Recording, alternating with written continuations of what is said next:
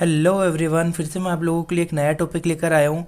Sterilisation and disinfection process. कौन से sterilisation की मेथड्स होती है, स्टेलाइजेशन की physical, chemical, radiation method, everything मैं आपसे डिस्कस करूंगा।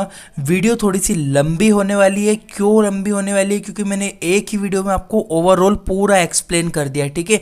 तो प्लीज़ वीडियो को ध्यान से देखिए, समझिए। एक एक नोट्स मैंने प्रॉपर प्रोवाइड किया आप लोगों को, इसमें अच्छे से समझना। ऐसा मत सोचो कि लंबी वीडियो इसीलिए है क्योंकि आपको मैंने सब चीज़ें इसमें एक्सप्लेन की है। मैं पार्ट 1 पार्ट 2 बनाने में नहीं बनाया, मैंने पूरी एक ही वीडियो में मैंने एक्सप्लेन किया है। तो स्टार्ट करते हैं। मैं सबसे पहले समरी की बात करूंगा। Introduction of sterilisation and disinfection की, types of disinfection, definition of sterilisation, different method of sterilisation, use and advantage of sterilisation. Overall ये टॉपिक मैं आपको डिस्कस करूंगा। सबसे पहले स्टेलाइजेशन डिसइंफेक्शन का हम लोग इंट्रोडक्शन, डेफिनेशन, टाइप्स, मेथड, ये सब चीज़ें पूरी बात मैं आपको एक ही वीडियो में करने वाला हूं। सो पहले स्टार्ट करने से पहले मैं आपसे चाहता हूं कि प्लीज़ आप एक वीडियो को लाइक कर लीजिए, चैनल को सब्सक्राइब कर लीजिए, क्योंकि इससे हमें मोटिवेशन मिलती। लोग aim of sterilisation and disinfection. सबसे पहली चीज़ ये है कि एम क्या है, क्या मकसद है, क्या हम करते क्यों है, क्या एम है स्टेलाइजेशन का। देखिए, micro organism, bacteria, virus, fungus and parasite. देखो, माइक्रो ऑर्गेनिज्म में सब आता है, बैक्टीरिया भी आता है, वायरस भी आता है, फंगस भी आता है, पैरासाइट भी आता है, which are present everywhere. Everywhere मतलब हर जगह, बॉडी के अंदर भी है, बाहर भी है। They are responsible for contamination and infection. Contamination मतलब खराब करना, इन्फेक्शन फैलाना, बीमारियों को कोस करना, ठीक है। The aim of sterilisation and disinfection is to remove और destroy all organism from any surface and any medium. देखिए, किसी भी जगह से, किसी भी सरफेस से, जैसे कि फर्श हुआ, आपकी बॉडी हुई, आपकी बॉडी के अंदर वाले पार्ट हुए, कहीं भी जगह से बैक्टीरिया मतलब कि micro organism, bacteria, virus, fungus को रिमूव करना मतलब कि हटाना, डिस्ट्रॉय करना, किल करना माइक्रो ऑर्गेनिज्म को सरफेस, मीडियम, किसी भी मीडियम से। ये मेन एम होता है स्टेलाइजेशन एंड डिसइंफेक्शन का। नीचे वाली लाइन देखिएगा, sterilization and disinfection different to each other. देखो, स्टेलाइजेशन और डिसइंफेक्शन बहुत अंतर है, दोनों में बहुत इंपॉर्टेंट है और दोनों में बहुत ज़्यादा कॉमन सा डिफरेंट है। मैं आपको बताता हूँ। नेक्स्ट चीज़ पढ़िए। सबसे पहले हम लोग डिस्कस करेंगे डेफिनेशन ऑफ डिसइंफेक्शन की। डेफिनेशन होती क्या है एक्चुअल में। A process in which microorganism is removed or neutralized from any surface or medium that is known as disinfection। क्या बोल रहा है डेफिनेशन में? अ प्रोसेस, एक ऐसी प्रक्रिया विच इन विच ऑर्गेनिज्म, जिसमें कि ऑर्गेनिज्म मतलब वही bacteria, virus, parasite, anything, is remove और न्यूट्रलाइज। रिमूव मतलब कि हटा देना, न्यूट्रलाइज मतलब उसको इनएक्टिव कर देना। इनएक्टिव मतलब कि वो हमें नुकसान ना पहुंचा सके। एनी सरफेस, किसी भी जगह में से, किसी भी मीडियम में से, इस प्रोसेस को नोन एज डिसइंफेक्शन हम कहेंगे। फिर से रिपीट करता हूं, अ process in which micro organism is remove और न्यूट्रलाइज। देखो, इसमें कुछ माइक्रो ऑर्गेनिज्म को रिमूव कर रहे हैं, ये पॉइंट समझना। कुछ मैं वर्ड क्यों यूज कर रहा हूं मैं आपको स्टेलाइजेशन में बताऊंगा। नेक्स्ट पॉइंट पे बढ़िए। In this process those agent are used to for disinfection which is called disinfectant। देखो, इस प्रोसेस में डिसइंफेक्शन करने के लिए जो एजेंट का इस्तेमाल हो रहा है ना, that is known as disinfectant. उसे डिसइंफेक्टेंट कहेंगे हम।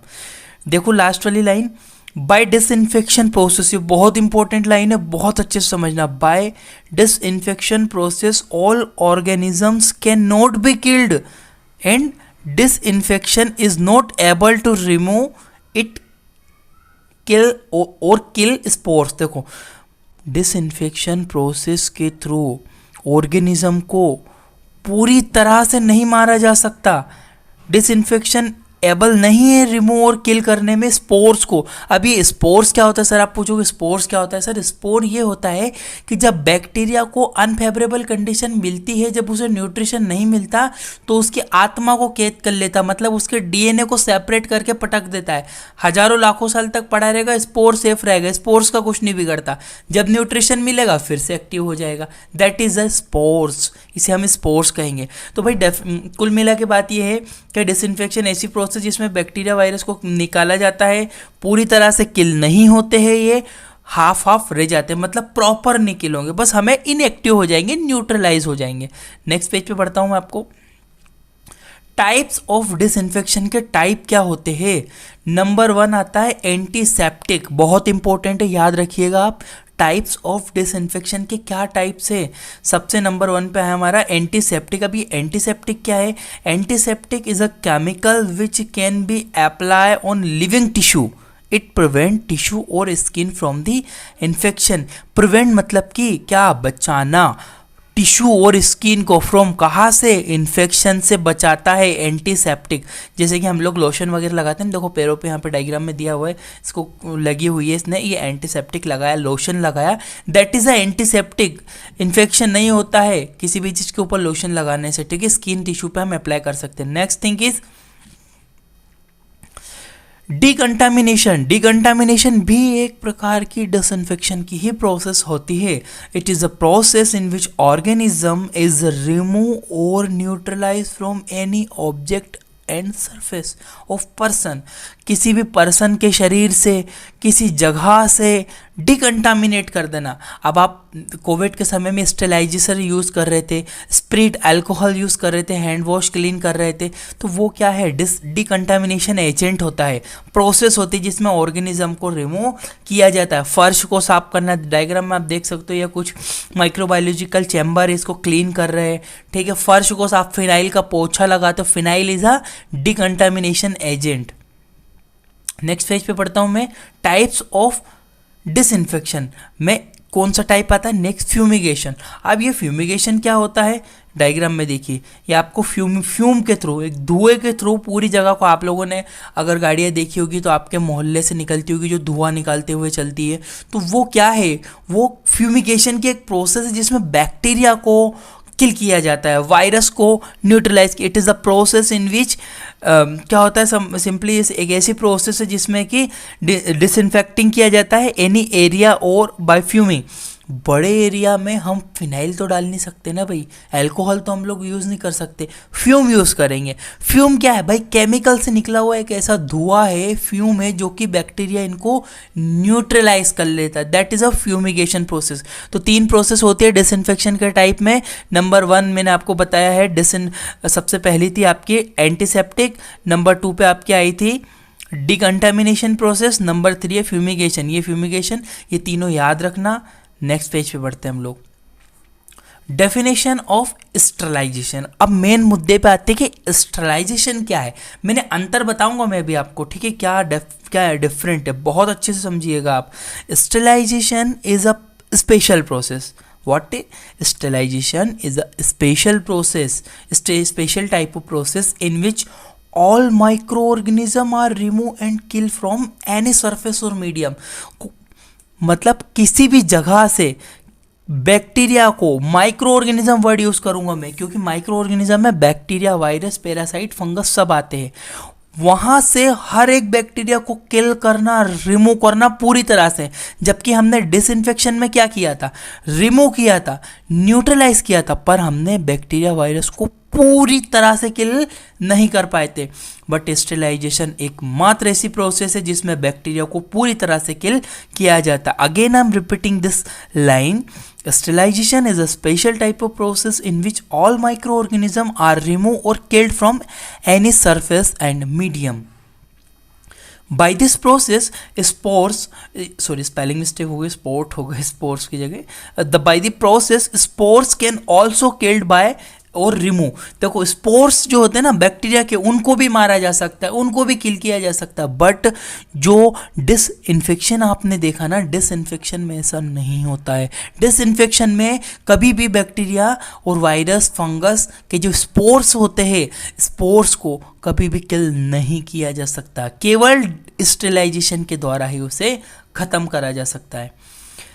This method is a completely killed और रिमूव ऑल डिफरेंट ऑर्गेनिजम्स। हर एक अलग अलग टाइप के ऑर्गेनिजम्स को इजीली हम लोग किल कर सकते स्टेरिलाइजेशन प्रोसेस के थ्रू।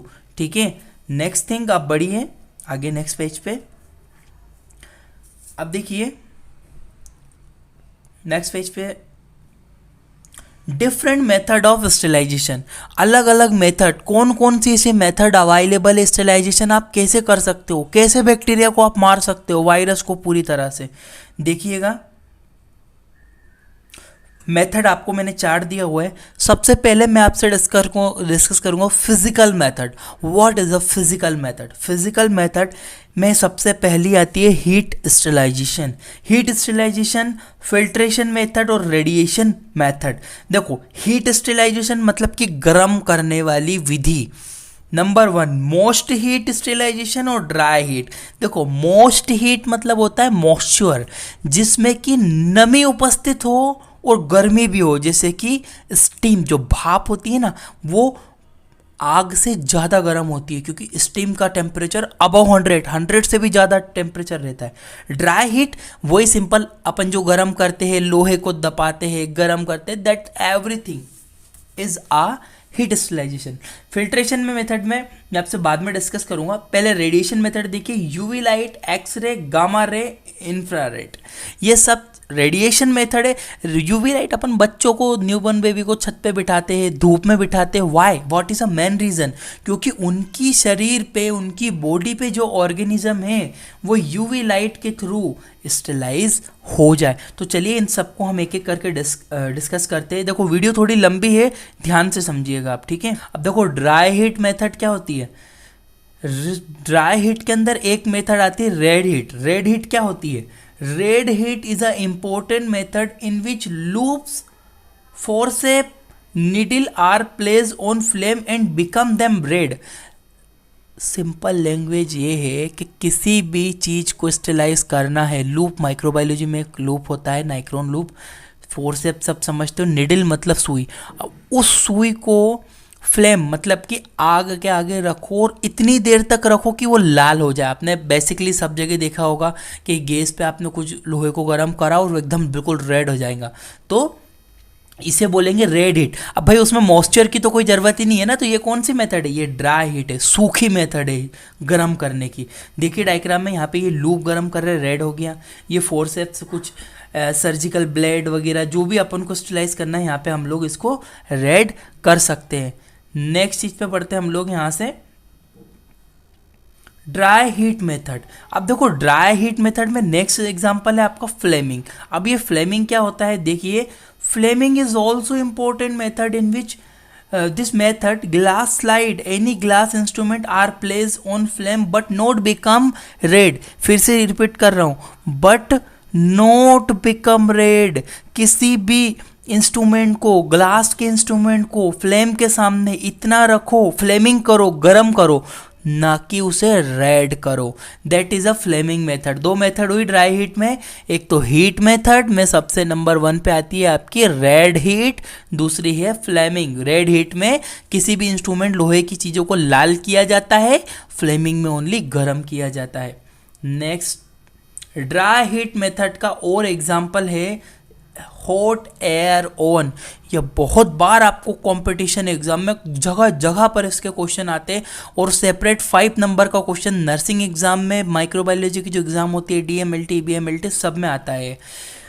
OT के लिए भी इंपॉर्टेंट है, ऑपरेशन थिएटर वालों को भी माइक्रोबायोलॉजी पढ़नी पड़ती है, उनको भी। और स्टेरिलाइजेशन तो मोस्ट इंपॉर्टेंट पार्ट है ही सही सबको। Hot air on is an instrument which is commonly used in a hospital for sterilization process. It is a type of dry heat method.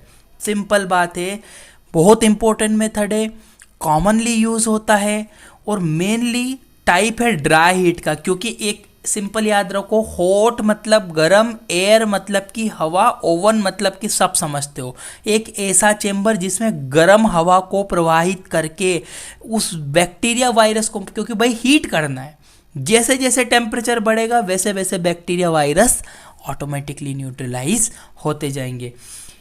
अब ये चेम्बर है जिसे हॉट एयर ओन बोल रहे हैं। हॉट एयर ओन एक special type का instrument होता है जो कॉमनली यूज होता है हॉस्पिटल में, स्टेलाइजेशन प्रोसेस में। ड्राई हीट का एक एग्जांपल होता है। ठीक है, नेक्स्ट चीज पे बढ़ते हैं हम लोग। ड्राई हीट मेथड में आपकी जो टेम्परेचर, अब देखो सबसे मैंने आपको क्या बोला, यहाँ पे मैंने आपको बोला हॉट एयर ऑन। अब हॉट एयर ऑन का क्या इस्तेमाल है, टेम्परेचर क्या होता है। टेम्परेचर सबसे पहले डिस्कस करते हैं temperature of hot air on. उसका कितना टेम्परेचर होता है अंदर का, 160 डिग्री सेंटीग्रेड फॉर 2 आवर। यदि किसी भी इंस्ट्रूमेंट को रखेंगे तो 2 घंटे तक 160 डिग्री सेंटीग्रेड पे, यहाँ पे देखो सिंपल मैं आपको बता दूं डायग्राम में, देखो ये जो चेम्बर है यहाँ पे सब लाइट वाइट दी होती है। टेम्परेचर फिक्स करने का डिजिटल एक मीटर लगा रहता है यहाँ पे, जो कि ऑलवेज टाइम आपको वहाँ पे बताता रहता है कितना टेम्परेचर है कितना नहीं है, सब सेट कर लेते हैं। तो यदि हमको रखना है तो सिंपली हमको 160 डिग्री सेंटीग्रेड पे 2 घंटे के लिए रखना पड़ेगा, तब बैक्टीरिया मरेंगे। यदि टेम्परेचर को बढ़ा दिया जाए 170 डिग्री सेंटीग्रेड तो 1 घंटे में ही वो स्टेलाइज हो जाएंगे। So that is a temperature. बहुत इंपॉर्टेंट है कि हॉट एयर ऑन का टेम्परेचर कितना होता है, आपको एग्जाम में पूछा जाता है। याद रखना, 160 डिग्री पे 2 घंटे के लिए, 170 डिग्री पे 1 घंटे के लिए, और 180 डिग्री पे केवल 30 मिनट में ही बैक्टीरिया आपके किल हो जाते हैं यहाँ पे। ठीक है, ओके, नेक्स्ट पेज पे हम लोग बढ़ते हैं यहाँ से। अब देखते हैं कि use of sterilisation, hot air on का क्या यूज है, क्या क्या चीज़ों के लिए यूज करते हैं। Sterilization of different glass instrument, यहाँ पे स्पेलिंग मिस्टेक है, as like syringe, flask, pipette, test tube. देखो ग्लास वेयर बहुत सारे होते हैं, जैसे कि टेस्ट ट्यूब हुआ, फ्लास्क हुआ, डिफरेंट टाइप के इंस्ट्रूमेंट होते हैं जिनके लिए यूज़ करते हैं। It is also use for different surgical instrument as like scissor and forcep. देखो सीजर फोर्सेप के लिए भी यहाँ पे इस्तेमाल किया जाता है इसको। ठीक है, नेक्स्ट चीज देखिए, it is also use for chemicals such as liquid paraffin and sulphonamide powder. Sulphonamide powder होता है उसके लिए, और लिक्विड पैराफिन, इन दोनों चीज़ों के लिए हम लोग हॉट एयर ऑन का इस्तेमाल करते हैं। देखो 3 चीज़ें यूज़ होती है, सारे glassware, test tube, flask, जो भी आपको लैब में ग्लास के, कांच के इंस्ट्रूमेंट होते हैं वो सबको स्टेलाइज करता है, और सीजर, फोर्सेप वगैरह इन चीज़ों के लिए भी यूज़ होता है स्टेलाइजेशन के लिए। ठीक है, नेक्स्ट चीज़ बढ़ते हैं। क्या क्या प्रिकॉशन, सावधानियां क्या क्या रखना है हमें। It should not be overload, ऐसा नहीं कि आप पूरा हॉट एयर उनको भर दो, या कॉमन चीज़ है। The material should be arrange in proper manner, देखो प्रॉपर तरीके से रखना है, ऐसा नहीं उल्टा सीधा भर दिया आपने स्टेलाइजेशन के लिए। Different test tube, flask should be fitted with cotton plug. देखो आपको अगर टेस्ट ट्यूब, फ्लास्क वगैरह रखना है, इनको कॉटन के, इनका जो मुंह रहता है वो कॉटन से प्लग लगा दो, पैक कर दो, ऐसा करना चाहिए। Pipette should be covered by paper. देखो पिपेट होते हैं ना, पिपेट्स वगैरह जो आपको सैंपल वगैरह लेने के लिए यूज़ होता है, उन पिपेट को हमें प्रॉपरली एक पेपर से पैक करना चाहिए। ठीक है, lastly rubber material should not be place in hot air on. यार सही बात है, अगर आप रबर मटेरियल को रखोगे तो 160 डिग्री पे तो कुछ भी पिघल जाएगा। तो रबर मटेरियल जो स्टेलाइजेशन के लिए यूज़ होते हैं हमारे लैब में, बट उनको हम लोग हॉट एयर ऑन में नहीं रखते हैं। नेक्स्ट थिंग, अब देखो मोस्ट हीट में सबसे बड़ा एग्जांपल है ऑटोक्लेविंग। अभी मैंने ड्राई हीट पढ़ाया, अब मैं आता हूँ मोस्ट हीट के ऊपर। नंबर 1 है ऑटोक्लेविंग। अब ये ऑटोक्लेव क्या होता है? Autoclave is a important method of most heat because this method steam are used which is above 100 degree centigrade temperature, so it is best and powerful method as comparison dry heat method. Dry heat की तुलना में most heat ज़्यादा powerful है। What is main reason? Reason क्या है इसके पीछे? भाई स्टीम इस्तेमाल होती है ऑटोक्लेव में। स्टीम, भाप का टेम्परेचर, लोग ना आग से कम जलते हैं, भाप से ज़्यादा जल जाता है। आपने देखा होगा भाप, अगर थोड़ी बहुत स्टीमिंग वगैरह हाई, पानी से जल गए आप, मिल्क वगैरह, दूध वगैरह से जल गए तो ज़्यादा जलते, फफोले हो जाते, जबकि आग से जलने पे इतना नहीं जलते। इसमें देखिए आप टेम्परेचर कितना होना चाहिए ऑटोक्लेव का, 126 डिग्री सेंटीग्रेड 10 मिनट के, 126 डिग्री सेंटीग्रेड पे रखोगे 10 मिनट के अंदर कोई भी बैक्टीरिया किल हो जाएगा, 133 डिग्री सेंटीग्रेड पे रखोगे 3 मिनट के अंदर वो किल हो जाएगा। तो ये इंपॉर्टेंट टेम्परेचर है जो आपको याद रखना है, ठीक है। यूज ऑफ ऑटोक्लेव, ऑटोक्लेव का क्या यूज है ये मैंने आपको बता ही दिया, ठीक है। ऑटोक्लेव का यूज आप एक बार और समझ लीजिए। It is use to sterilize culture media, जो लैब में कल्चर मीडिया यूज होता है ना, कल्चर मीडिया आपको मैंने बताया हुआ है, वो उसका surgical instrument, different dental instrument, बहुत सारे डेंटल इंस्ट्रूमेंट, सर्जिकल इंस्ट्रूमेंट का स्टरलाइजेशन के लिए हम लोग ऑटोक्लेव का इस्तेमाल करते हैं। It should be different, also use for different rubber material, भाई रबर मटेरियल के लिए भी हम इस्तेमाल कर सकते हैं क्योंकि इसमें स्टीम होती है, वो पिघल नहीं पाता, स्टीम के थ्रू स्टरलाइज होता। Autoclaving also use for biochemical waste, biochemical जो वेस्ट होते हैं ना उसको स्टरलाइज करने के लिए, बैक्टीरिया को किल करने के लिए भी हम इसका इस्तेमाल करते हैं। रेडिएशन मेथड, नेक्स्ट आती है रेडिएशन मेथड। अब ये रेडिएशन मेथड क्या है, रेडिएशन मेथड में सबसे नंबर 1 पे आती है आयनोजिंग रेडिएशन। आयनोजिंग रेडिएशन में क्या होती है, आयनोजिंग रेडिएशन, रेडिएशन का मतलब ऐसी रे जिसके द्वारा बैक्टीरिया को किल किया जाता है। Is important method in which different type of radiation are use, cosmetic ray, gamma ray. इन देखो कॉस्मेटिक रे, गामा रे, ये रे है, रे, इसके थ्रू हम क्या करते हैं, किलिंग करते, किसकी, बैक्टीरिया की। क्यों, क्योंकि इसके ऊपर ज़्यादा पावरफुल होती है। दिस टाइप ऑफ रे has very high penetration, penetration मतलब चुभना, पेनिट्रेट हो जाना, किसी भी चीज़ के अंदर तक जाकर बैक्टीरिया को किल कर दीजिए, पावरफुल मेथड होती है ये। दिस टाइप ऑफ रे can easily denature DNA spore, देखो ये रे होती है ना, डीनेचर डीएनए और स्पोर्स को, भाई अगर गामा रे हमारे लिए भी हार्मफुल है, हमारे ऊपर जाएगी तो हमारे सेल के डीएनए को डीनेचर कर देगी, उसको तोड़ देगी, पर ये बैक्टीरिया को डीनेचर और स्पोर्स को डीनेचर करने के लिए इस्तेमाल होती है। This method is also known as cooled sterilization. अब देखो रेडिएशन मेथड को मैं कोल्ड स्टेरिलाइजेशन क्यों बोल रहा हूँ, इसका रीज़न ये है क्योंकि इसमें हीट की आवश्यकता नहीं है। कोल्ड मेथड इसलिए बोल रहा हूँ कि इसमें हीट की आवश्यकता, अब रेडिएशन कहीं भी जाएगी तो गर्म थोड़ी होगी वो जगह, वो तो किलिंग होगी। नेक्स्ट चीज़ बढ़ते हैं हम लोग, यूज ऑफ आइनोजिंग रेडिएशन, ठीक है। Gamma radiation which is commonly available in market, cobalt 16 which is mainly used for sterilization and disposable of item। क्या क्या यूज़ है, नंबर 1 पे गामा रेडिएशन जो कि मार्केट में किस नाम से मिलती है, कोबाल्ट 16 के नाम से। इसका इस्तेमाल स्टेरिलाइजेशन के लिए करते हैं, जैसे कि प्लास्टिक सिरिंज का स्टेरिलाइजेशन, डिसइंफेक्ट करना, स्वैब जो कॉटन स्वैब माउथ में से स्वैब लेते हैं वो, कल्चर प्लेट वगैरह हुई, यूरिन कैथेटर हुए, तो ये सारी चीज़ों को स्टेलाइज करने के लिए हम इसका इस्तेमाल करते हैं। कैनुला वगैरह यूज़ हो गई। अब बायोमेडिकल वेस्ट प्रो है तो इन चीज़ों के लिए भी हम लोग यूज़ कर सकते हैं। नेक्स्ट थिंग हम पढ़ते हैं एडवांटेज ऑफ आइनोजिंग रेडिएशन के क्या एडवांटेज है, फ़ायदे क्या क्या है। It is very rapidly method, बहुत जल्दी हो जाती है। इट हैज़ हाई पेनिट्रेशन, सबसे बड़ा पावरफुल है इसका ये high penetration power. It is completely absence of heat, ये हीट की एब्सेंस में होती है। टेम्परेचर इज नॉट रिक्वायर, इसमें कोई भी प्रकार का टेम्परेचर इस्तेमाल नहीं होता है। नेक्स्ट थिंग रेडिएशन मेथड में आपकी आती है नॉन आइनोजिंग रेडिएशन मेथड। अब आइनोजिंग पढ़िए, अब नॉन आइनोजिंग का मतलब क्या होता है, this is also important method. In this method special type of ray are use, जिसे बोलते हैं यूवी लाइट, नेचुरली भगवान ने दी हुई है अल्ट्रावोलेट रे, सूरज से मिलती है, जो कि नेचुरली पेनिट्रेशन पावर होती है पर हमें ज़्यादा नुकसान नहीं पहुंचाती है। UV light has wavelength 240-280 nanometer, 240 से लेकर 280 नैनोमीटर तक इसकी पावरफुल होती है। It can denature bacterial DNA, ये बैक्टीरियल डीएनए को ही डीनेचर करती है 30 मिनट के अंदर उसे अगर आधी घंटे के लिए हम धूप में बैठ जाते हैं तो क्या होता है स्टेलाइज। अब आपने देखा होगा तो नॉर्मली जो जॉन्डिस होता है, पीलिया होता है, उसमें बोलते हैं धूप में ज़्यादा बैठो, क्यों, क्योंकि धूप में बैठने से जो बैक्टीरियल डीएनए है वो डीनेचर हो जाता है। That is a main reason.